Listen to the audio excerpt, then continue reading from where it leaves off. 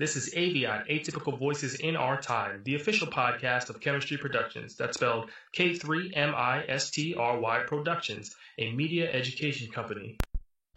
So go a little something like this. That's Avion. Hey, what's going on, everyone? This is the Avion Podcast. I am your gracious co-host, Jay Stokes, joined by Koya and Jay Random. How is everybody doing this wonderful evening?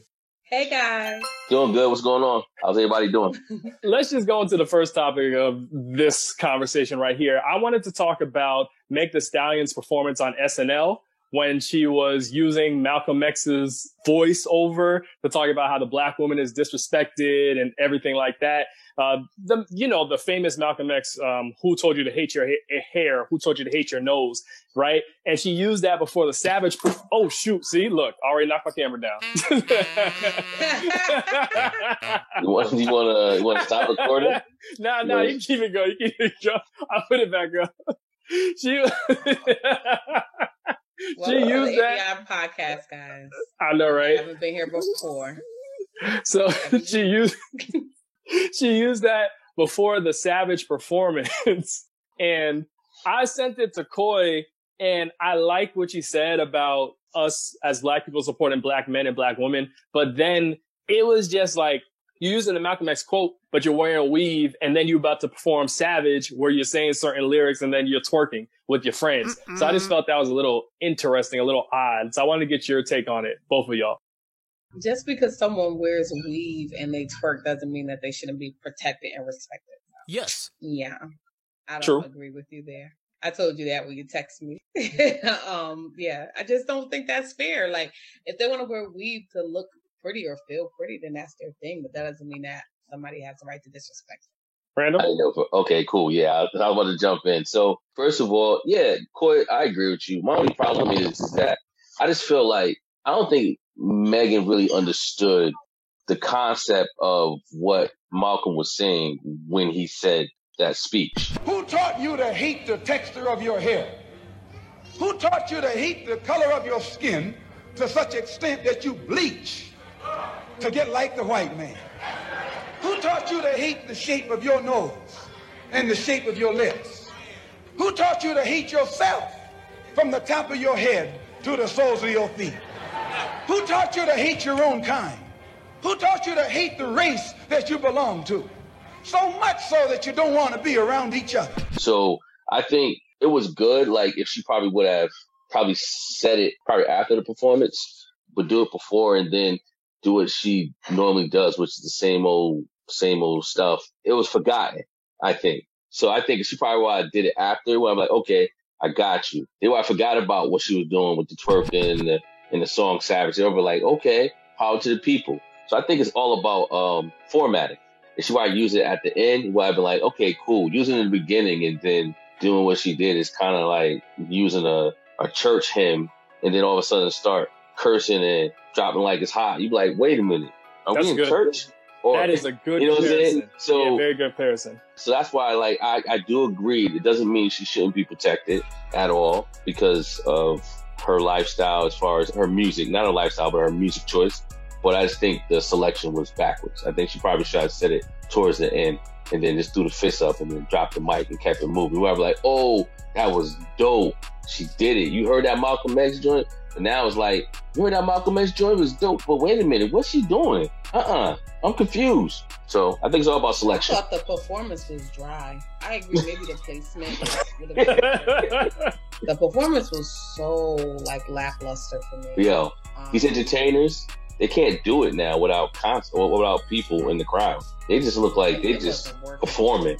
Like, I'm sorry, not performing, practicing. That was the most exciting part to me. What, the speech, right? Yeah. Exactly. The whole thing was so mediocre. It was like, girl, what? She should have took some more time to practice or heal her foot, whatever the case, but that's no problem. By far, yes. But yeah, I think when it comes to selection, she should have just had it at the end and would have been better. It would have left a better taste in a lot of people's mouth. True. That's how I feel. So speaking of protecting black men and black women, I don't know if you heard the news today, but Derek Chauvin, the guy that killed George Floyd, the actual police officer that had his knee on George Floyd's neck, he actually got released on $1 million bond. So I'm just like, are you serious? This man is allowed to walk free right now, and you know they're going to give him a bogus charge just like they did for the Breonna Taylor verdict. You know that's going to happen. Yeah. So my thing is, I wish they stopped giving people bail, acting like they can't get the bail. Because $1 million bond is not really $1 million bond, is it? It's like, what, 150? 10%. Yeah, it's 10% of it. So Really? Yeah. Mm-hmm. Yeah, they throw that $1 million up, but you can put 10% and get the hell out. He only had to come up with 10% of that million to get out. So I just wish they'd stop putting bonds Probably on. did a GoFundMe for that. Exactly. So I wish they'd stop putting bonds on people that is only going to cause more chaos. Because that's what they want. They want chaos. They have to want chaos to allow this man to walk free. So he's out. The other guy in Walmart, he's out. I forgot his name. Who else? Like, so all four of them out now? All three? Yeah. None of them are in jail. That's None what I'm saying. Yeah, so. They're going to be acquitted. Yeah, exactly. I'm not surprised. My thing is, how do you deal with this situation? Because you can't just go through life allowing people to just kill others and just getting away. You know what I mean? Like, how do you actually deal with it? See, that's the thing. It's tough, man. You know what? To be honest with you, I think it's for the family to deal with it. If the family ain't gonna deal with it, I don't think we should. And what I mean by that is, if you say deal with it, meaning confront them, I think the family should be the ones because they feel that pain. For us, it's going to be probably, it's kind of tough because I know, like, if it was me, you don't have to worry about it. I'm handling that. Like, no one on the streets, y'all can riot all y'all want to. Yo, somebody getting out, I'm handling that. Yeah, I'm gotta handle that because that's, that's my beef. That's not your beef. Boy, what do you say about this? Like, how would you handle it? What do you think should be the proper course of action going forward? As far as what? The cops getting out? Yeah. I mean, honestly, there's nothing we as Black people could really do but be mad and protest. We don't really have no rights. We just live here. Yeah. If I had an answer, I'll give it to you, but I don't really know because the system was set up for us to fail and oppress us. So I don't really know what we can do. And that's how you say that, but that's kind of true. The system was designed for this. We've been marching, protesting for a long time. Mm-hmm.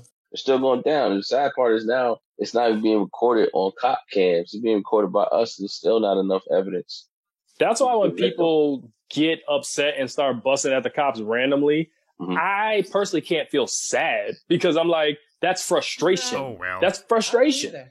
No, that's frustration. But I always, you and I, we always have a talk. And I always say, okay, I get it, but you busting at the wrong ones. That's why I said, like, if I had a problem, if anybody should handle it, it should be me. And I'm, so that's why I mean, like, what's up? Huh? Well, people don't really look at police officers as individuals. Like, if you're a police officer, you just with the rest of them, they're all bad at this point. We don't look at them like, oh, this one's nice. Oh, that one's bad. It's like, you're all bad. Just like they say all Black people are thugs and everything else, we're categorized. So that's very true. But I always feel like it's a lose-lose situation. I always believe in what you say, Jay Stokes. We got to somehow put this in law? Writing. Yeah, we got to put it in law. Got to put it in writing because that's the only way we're going to win this battle because it's more than just the cops. It's the cops. It's the good old boys, the Proud Boys. If they all get together, then we outnumbered. So the alt-right.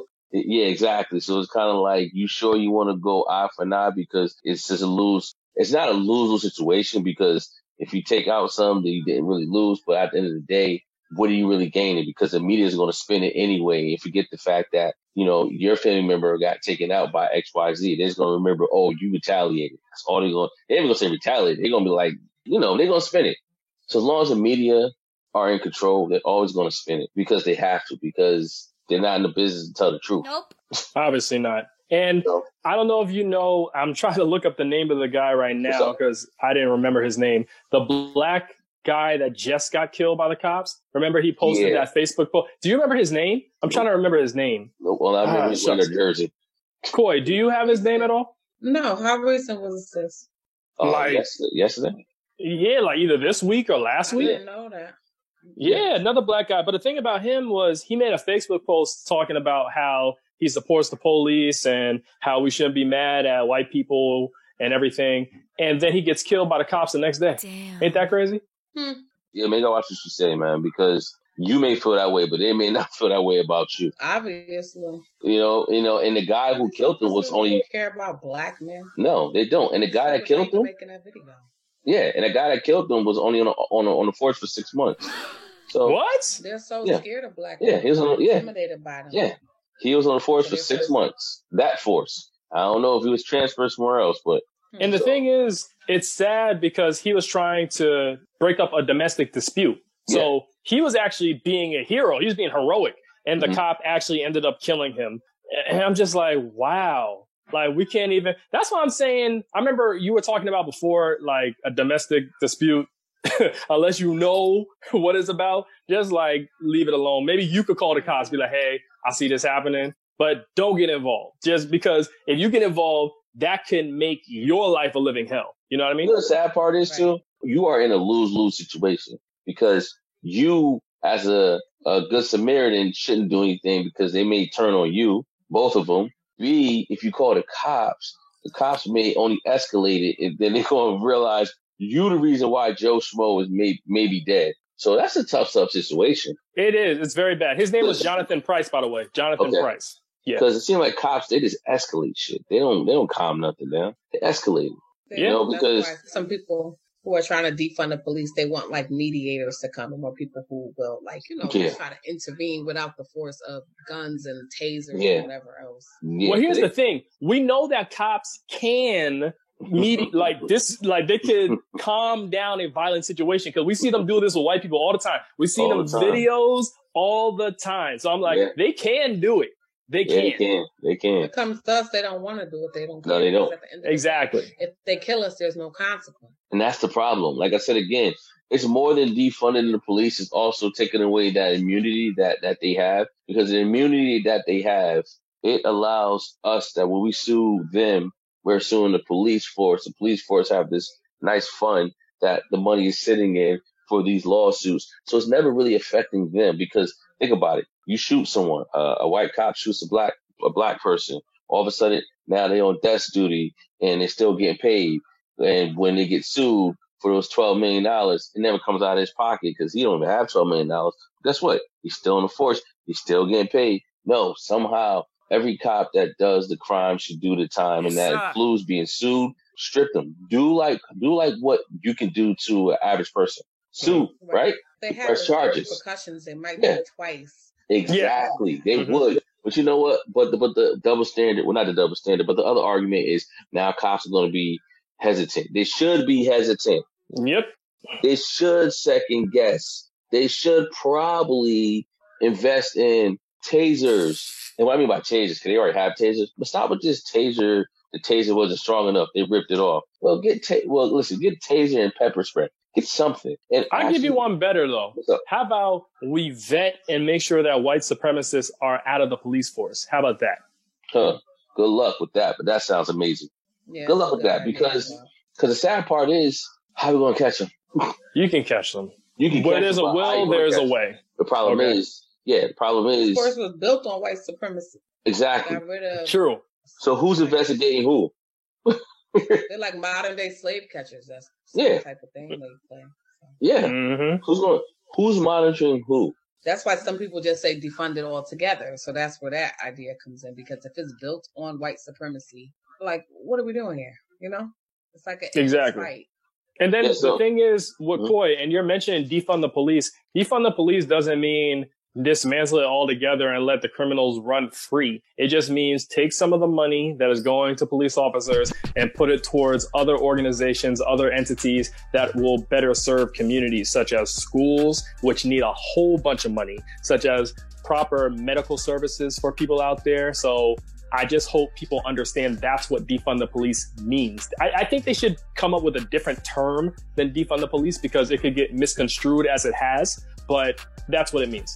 And the sad part is, Jay Stokes, I think you breaking it down like that. A lot of people that scream at defund the police don't even know what the hell defund the police means. If I want to run rampant without any consequences. Yeah, exactly. That's why, because they didn't make one screaming defund it. And they're like, exactly. Defund? What? Guess what? I like that Porsche in that window. Got a bunch of jokers out here, man. Seriously. Exactly. Got a bunch of jokers. You know, the funny thing is, tonight's supposed to be the election. I mean, not the election, the debate. The vice president debate. Yeah. With Kamala Harris and Mike Pence. I'm watching that. I'm definitely watching that. Coy, I'm be texting you. Listen, I can't wait because Kamala. Yes, She you saw had the to way. get in him because Joe Biden's clapback skills, for real. If I had to grade him, guys, he's getting an F. Well, how can you get an F when you're dealing with Trump? No, Trump you can got the deal. A with the clapbacks. Yup. Biden gets Because the F. listen, did Hillary have this problem dealing with Trump during the debate? Trump wasn't as bad. Trump is horrible. You don't No, think Hillary will seriously. be able to take him? No. What I'm trying to say, because you just said something. Trump 2016 isn't Trump 2020. Trump 2016, he was doing creepy stuff by following her, but he really wasn't really over talking her. Like, he came in with chaos on his mind. Gun smoking it. Exactly. So it wasn't even his He clapback. definitely was like It wasn't even his being clapback. Yeah, exactly. It wasn't even his clapback. It was just, I think his strategy worked to cause chaos, make him get out of his comfort zone, which it did, because think about it. Joe Biden thought it probably was going to be a back and forth, like I talk, you talk. No, He didn't come do on. that. Well, come on. Well, Biden, listen. anybody could throw him off track, though. I don't True. know. I don't know. Well, Mhm. no. He Listen. talks so slow. He sounds like He does talk slow. And I'm tired of the way he say African Americans, and the African American. I'm like, he don't even care enough to say the full name, African American. Jay Stokes, man, listen. I love to know Remember, who you. No. He said we're not stop. diverse. He said we're Listen, not listen, diverse. He said the listen, time. Latinx community is, but we're not. Hey, Coy, do we ever figure out who Jay Stokes was going for? Because it sure wasn't Bernie. It sure wasn't Biden. So who was Jay Stokes going for? Maybe it was Elizabeth Warren. Yeah, who was it, Jay Stokes? Who was Nah, it was Marianne Williamson because No she one had, know that lady. She had reparations on the table, man. No one knew her. Hey, I don't even know how she reparations. That looked. means she was going to do it. Exactly. Listen, at least she said it. That's better Oh than my anybody God. else. I don't even did. know what that lady looked like. I'm trying to think. I don't know. I do Hey, remember Stokes, that you one had case somebody that that- created buzz behind reparations, but that's all. Everybody just want their piece of the pie. Nobody really cared about that lady. But she also had gun control too. She had gun control, reparations. She had a good platform. Okay. Yo, Paul. And she met with black people who were talking about reparations. Who you seen meeting with black people talking about reparations? How many percentage she had? 2? We're not gonna talk about that. Yo, man, you gotta play the game, man. You can't be. She only had 2%, maybe 1. So We I should've mean, voted there you for go. Bernie Sanders. Listen, Bernie. Listen, how old is Bernie? Now, look, Coy, Very old. Doesn't even Let's matter be at honest. this point. They are Let's dinosaurs. be honest. Bernie could have won if he didn't have that little heart problem. Once he had that heart problem, man, he was down. He got bumped down. He got bumped I down. will man. say he did lose a lot of steam after that. He had a Yeah. mini heart attack or something like Yeah. that. Right? I mean, come on, how you gonna have a heart attack and They got screaming? him a little worked up. He would have been all right. You know what? They should give us some performance enhancement pills or something. That's my dog. I'm still riding with Bernie. I don't even. Yeah, I mean, I hear you, but you know one thing, Bernie ain't gonna be around 4 years. Oh no. To be voting for. That's Hey, what I nah, don't That's what I wish meant. death on the man. That's why I Don't said- do that. Joe Biden No. is like 77. Oh, y'all. Biden probably won't make it. But what I'm saying, Too. look, I know. What? So Trump is 74, right? Biden is 77. Dinosaur. How old is How old is Bernie Sanders? 76. He got to be in between. He's probably right in between, and he's sharper than Sleepy Joe. At least he gets his point across. He might get a little aggressive, but he gets his point across. Joe Biden is so like, well, I had a thought, like nobody has time for that. Like we're No. a fast-paced society. That is true. That's why he can't really compete with Trump like that. Now, when it comes to debates, I don't know what he's gonna have to do next go round, but he needs to like bring it a little bit better. Yeah. I think. Solid points. I hate that talking in circles business. You know what though? Listen, I think this is how I feel. I want to see how the next debate would be if they actually calm it down, meaning calm Trump down. If they can calm Trump down and Biden still can't come through with no distractions, then yeah, then it's a done deal for him. The best thing that ever happened to Biden was Trump acting like an asshole. That is the best thing that ever happened to him. Insulting his son. Well, I'm just saying, acting like an asshole in general. That was Acting like bad. an asshole because like once he was just acting like a 7-year-old, like he couldn't shut the fuck up. He couldn't shut up. He would speak out of turn. He'll talk about some other stuff, but you see how he'll never talk about his taxes. When he talk about his taxes, he try to brush over, talking about, yeah, I paid millions. Okay, but I paid millions. Like, but then he brushed off real quick. Started talking about how how Biden's been in the Senate for 47 years, never did nothing, and blah blah blah.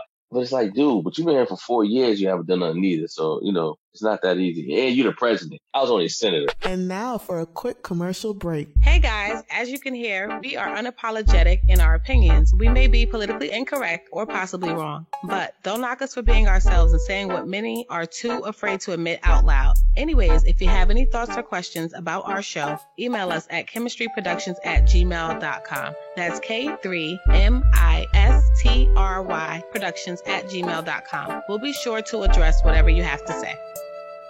So switching gears, because I know the time on this Zoom call is probably running low.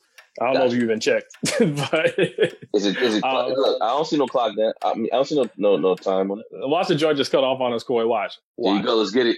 Terrible. Anyways, I was going to say, speaking of millions, the last thing that I wanted to discuss on this podcast right here, the NBA. Can we just say that the whole bubble experiment was pretty much a wash when it comes to actually doing something for social change? I mean, yeah, they had the messages and yeah, they spoke out loud, but did it really do anything? And then that protest, when they all stopped playing for one game, I mean, what did it do? Especially when we find out that most NBA owners, or NBA team owners, I should say, vote Republican or support Republican candidates. What did any of this actually do aside from give us sports that people really aren't really watching? Because we've seen after Game 3 of the NBA Finals that before.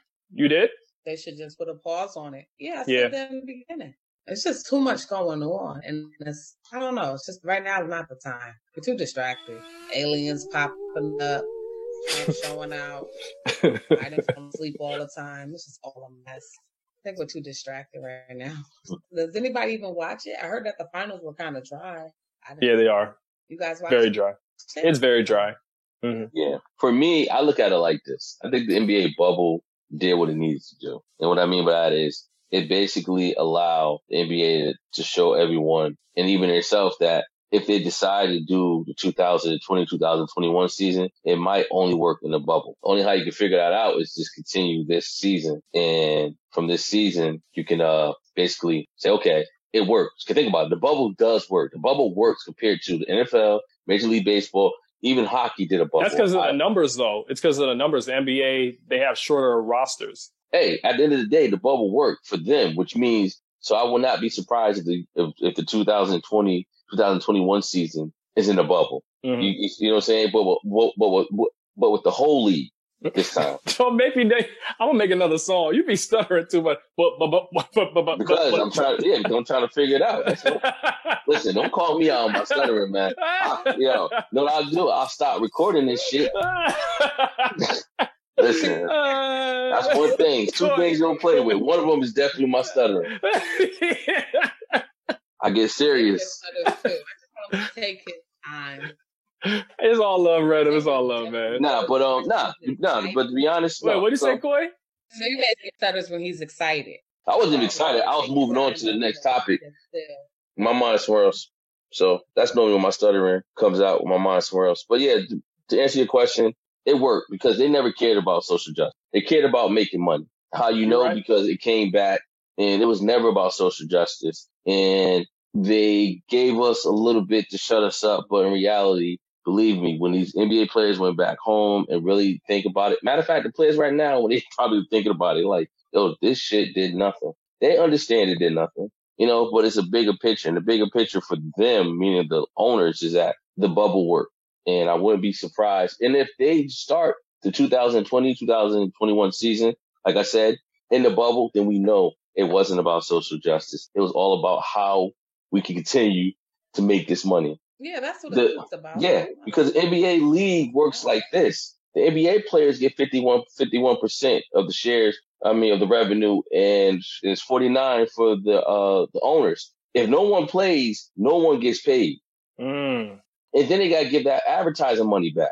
A lot of people. Listen, yeah, so they need to take a lesson out of the WNBA's book, because those women, they get paid peanuts anyway, and they still decided, a lot of them still decided not to come back and play this year. And I'm just like, that's true activism, because my thing is, if you ain't getting paid and you still say, okay, I'm not coming back, I respect you. I mean, NBA players get paid way more than WNBA players. Oh yeah, shout out to the Seattle Storm for winning. You know, the UConn alums, Breanna Stewart and Sue Bird. Got to shout y'all out right quick. You know, got to do it for Connecticut one time. Anyways, yeah, I really respect WNBA players. That's right, Corey. That's right. I really respect WNBA players, and I feel like the NBA should follow suit with how they do things in terms of activism. No, I agree. I think the NBA is more selfish. They're about their money. And it's too many, I'm trying to use a slogan, but it probably offend people. They say it's too many people that think that they're bosses, and no one wants to really listen to the next person. I know exactly what you know what I wanted to say. No, Corey saying it. Well, dang, I could have said it then, yes. Well, yes, in so many ways, I think that's the problem. You didn't say nothing offensive. Well, I don't know. That's offensive? Yes. I think it is. Really? A lot of things are offensive nowadays. Too many Chiefs, not enough Native Americans? I don't know. I think and no way. I'm so lost. I didn't know that was offensive. It doesn't matter. Every day. Yes, everything. Everybody trying to get offended. Everybody trying to get on our level. That's all they trying to say. I'm offended. I'm black. Okay? Yeah, I'm black. I've been offended for a minute. But yeah, so I really believe that it's too many of them just trying to be bosses. And it goes back to when the first, not lockdown, but the first protest that they did with the Miami Bucks. Miami Bucks, damn. With the Bucks. Milwaukee Bucks. The Milwaukee Bucks, yeah. When they sat out for that game, and they all went together and they all had a huddle, and LeBron James was basically saying, listen, I made my money. I got my money. I can just go home right now. I don't have to play. And that just left everybody sour because not everybody make money like LeBron. So some of these people really need to work. You know, Stephen A was talking about that. When you talk to people inside the bubble, let me tell you what I heard, Max Kellerman. I heard, first of all, he was speaking out of pocket and was talking to the players in a fashion that really turned some of these young cats off. This is a new day. It's a new generation. And as we have said in previous shows, when cats were out in the street protesting and things of that nature, just talking about the younger generation, they're not having it anymore. So when he stormed out of there, I was told it was in part because of that. And he sort of came off like, I got mine, I don't need this, and walked out. Yeah, exactly. And yes, they make more money than the WNBA, but they still got bills. The WNBA players, they probably already thought this through. These NBA players ain't thinking this through. They're thinking, I got $10 million. I am rich. They're not thinking about nothing else, you know? So a lot of them end up broke right after. Exactly. Right after. Clearly, money management isn't their strong suit. No. You know why? Because they got a lot of hanger-ons, you know? They got a lot of mamas and aunties and sisters, and they just act like they can't say no. It's like at the end of the day, come on, man. Build your circle real small. But yeah, but shout out to the WNBA. I always like them. I'm just mad at how ESPN do not promote them. Give them any props. They don't promote them at all. No, they don't promote them, dude. I didn't know they. Well, okay, I take it back because I did watch WNBA, ESPN, and they actually showed the championship this morning. But I didn't know it played last night. But I didn't know it played. They show a highlight. The season's already short as it is, and they don't even have that many teams. They could show more. You know what I mean? They could. I would enjoy it. Yeah, and that's what's going to bring in more of the fans. Because, you know, to tell you the truth, and this is bad on me, before the NBA came back, WNBA started. And I remember I was watching those games. As soon as the NBA came back, those games disappeared. They disappeared off of ESPN. So, yeah, shout out to the WNBA, man. Y'all don't get enough credit. Yeah. But with that being said, let's end this episode right here. Okay, guys. Y'all take it easy, all right? Peace. Yep. All right, bye, guys. Bye-bye. Bye-bye. So go a little sign like this. That's it.